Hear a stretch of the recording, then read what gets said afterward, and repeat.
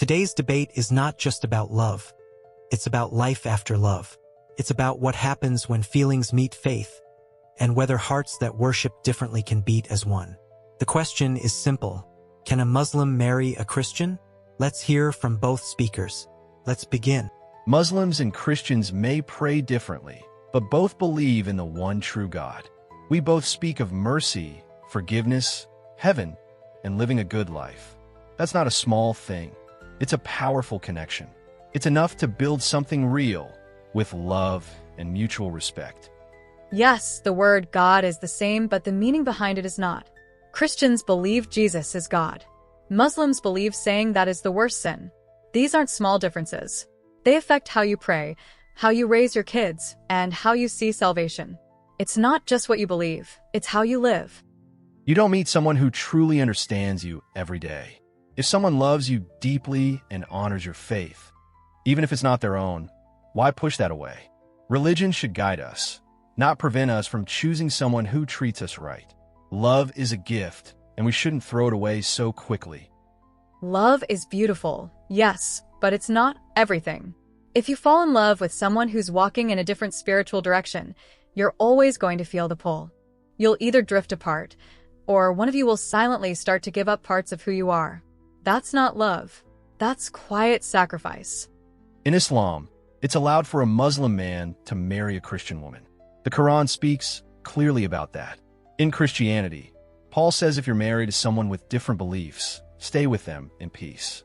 That shows both faiths leave room for love across the lines, so long as it's built with respect. True, but let's not take that out of context. Those are special cases, not the ideal. Islam doesn't allow Muslim women to marry Christian men unless they convert. And the Bible also says don't be unequally yoked. These teachings are there to protect hearts, children, and futures, not to limit love, but to make sure love doesn't break you. Not every couple has to agree on every religious detail to make a marriage work. If both people respect each other's beliefs and create clear boundaries, they can live in peace. You don't need to convert someone to love them. Sometimes understanding is stronger than agreement. Respect is important, yes. But when a child is born, what do you teach them? Can they fast and take communion? Can they pray to Allah and call Jesus Lord? Sooner or later, those boundaries will clash. And respect turns into confusion, especially for the children.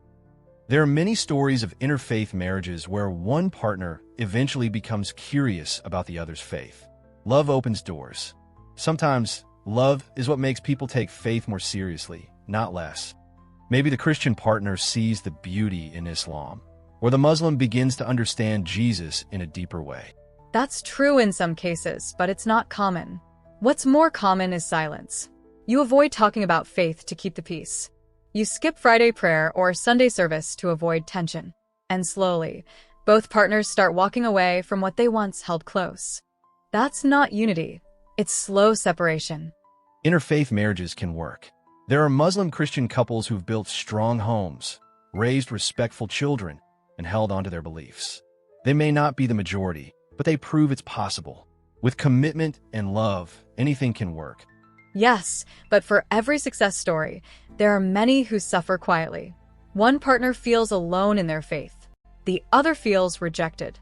Even when things look okay on the outside, inside there's often tension, compromise, and pain.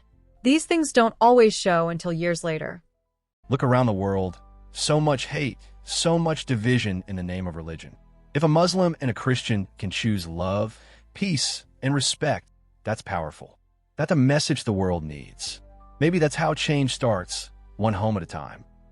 The message might sound powerful to the world, but what about inside the house? Marriage isn't about proving a point to people. It's about building a life. If you're not united in belief, no matter how much you love each other, that house will feel divided. And division doesn't build peace. It breaks it. This wasn't just a debate, it was a mirror to love, to faith, and to the hard choices we all face.